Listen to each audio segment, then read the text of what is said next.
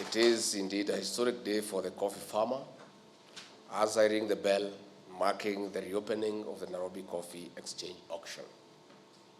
The bell we ring today signifies that small-scale farmer who has been toiling and sweating for peanuts will meet the buyer and negotiate the price of their coffee, not through middlemen, not again. Indeed, the journey to putting money to where it belongs, the pocket of the farmer, is firmly on course.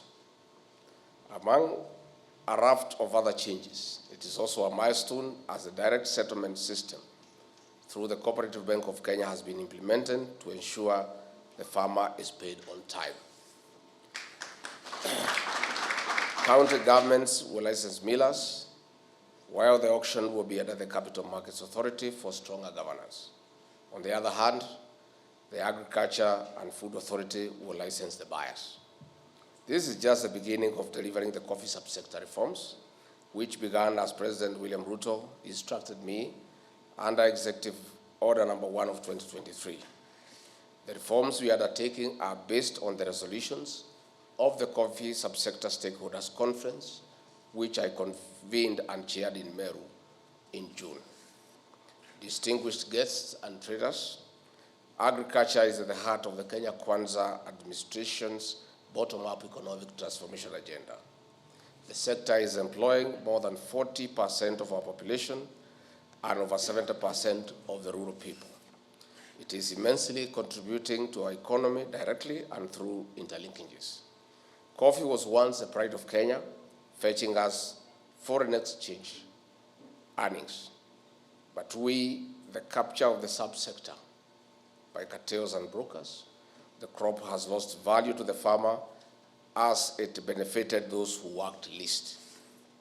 It is one of the reasons production has dropped from an average of 130,000 metric tons in the late 1980s to as low as 34,000 metric tons. We want to boost the crop production per bush in the next 1 year as we target at least 200,000 metric tons by the year 2027. This will boost our foreign exchange earnings and contribute to sustaining a stable economy. That is why we have set aside funds for subsidizing fertilizer, the Coffee Cherry Fund, besides enhancing the capacity of the Coffee Research Institute. Distinguished traders and farmers, during the Coffee Stakeholders Conference, it was recommended that the Coffee Board of Kenya be re-established.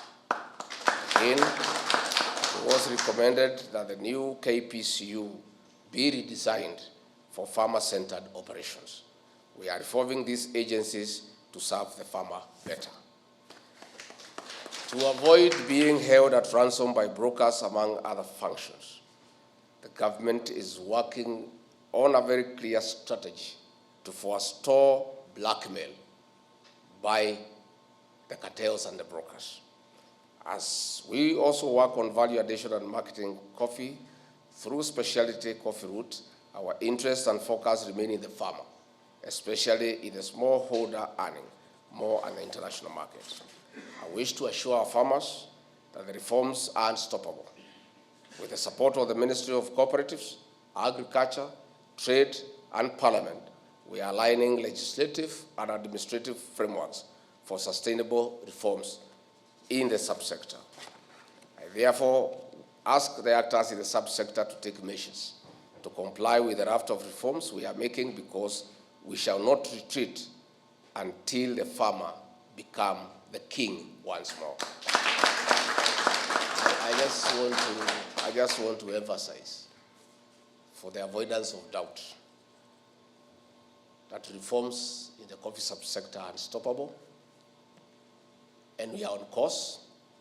There will be policy, administrative, and legal reforms towards making sure the farmer is at the center stage and the farmer gets commensurate earnings for his sweat.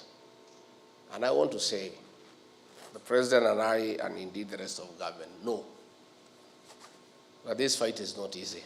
We are well sized of that reality. We are sized.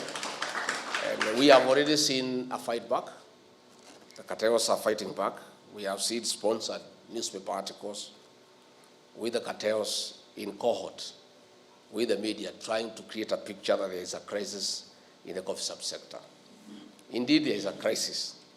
The only crisis that is its sector is as the brokers and the cartels are fighting back to continue getting what is not due to them, and the government, the Ruto administration, insisting that the farmer must be adequately compensated for his sweat. That is the crisis that we face. So we are saying we are ready, and as we embarked on these reforms, we knew there will be a serious fight back, but we are prepared, and there is no turning back. And the administration that will sort out the issues in the coffee subsector is this administration led by Dr. William Ruto.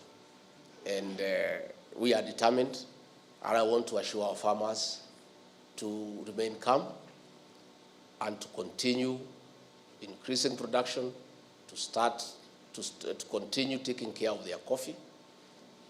As last Sunday, our Cabinet Secretary for Interior and National Government Administration, Professor Kithure Kindiki, has issued instructions to the National Police Service to provide 24-hour armed security to all our coffee factories to protect our coffee from theft.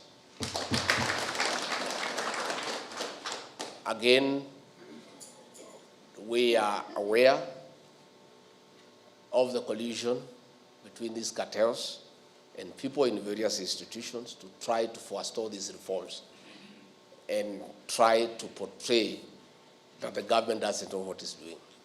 We have interrogated this matter. We sat with the farmers for 3 days, and the farmers told us what they want, and we'll do what the farmers want, and nobody will stop us from doing what the farmers want, and ultimately, the Kenyan coffee farmer will be the winner. Next month, I'll lead a high-level delegation to Colombia for the World Coffee Conference, again, as a way of trying to understand the international market and connect the farmer directly to the consumer of coffee across the world. We'll soon be calling our ambassadors and high commissioners home for debriefing so that we align them to the Kenya Kwanza plan. And we have announced repeatedly that we are changing the approach to our foreign policy. Our ambassadors, our high commissioners across the world, 70% of their work will be to market Kenyan produce, including coffee. So I want to say the future looks bright. We may have challenges here in the beginning, the first 1 year, 1.5 years. And I want to ask the farmers to be prepared that it will not be easy, it will be messy, it will be ugly, but the outcome will be beautiful. And the farmers will smile all the way to the bank. That is a promise that I want to give you on behalf of government, on behalf of President William Ruto, that there is no turning back. We are going to walk this journey together. And the auction here today, where the farmers are now participating, is the first step towards getting the farmer right in the center of the coffee subsector and all its operations. With those very many remarks, it is now my pleasure to ring the bell so that we can start the trading. See you. Come and guide me what we need to do.